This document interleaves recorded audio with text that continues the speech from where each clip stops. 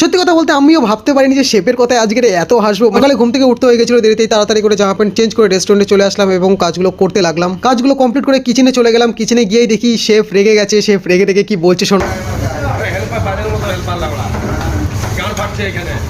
তারপরে শেফকে হালকা করে ঠান্ডা করে এদিকে চলে আসলাম তন্দুর শেফের কাছে। তন্দুর শেফ এখানে আফগানি টেংরি কাবাব বানাচ্ছে। তারপরেই আমাদের একটা আইব্রো থালির অর্ডার আসে। আইব্রো থালিটা দেখতে ঠিক কিরকম হয় তোমরাও দেখে নাও। আর তোমরা যদি কেউ ট্রাই করতে যাও এই আইব্রো থালি বা তোমাদের কোনো ফ্রেন্ডের, অতি অবশ্যই আমাদের রেস্টুরেন্টে আসবে, আইব্রো থালিটা অবশ্যই ট্রাই করবে। কাজ করতে করতে হয়ে গেছে বিকেলতে, হালকা করে আমরা রেস্ট করে নিলাম, কেননা রেস্ট না করলে তো শরীরে চলবে না, তাই হালকা করে আমরা রেস্ট করে নিলাম। কিচেন এসে দিকে একটা পনির কুরকুরের অর্ডার এসে, তাই শেফ তাড়াতাড়ি করে পনির কুরকুরেটা বানাতে শুরু করলো। আর শেফের কাছে আমরা জিজ্ঞাসা করলো যে শেফ কি কি লাগে এটা বানাতে।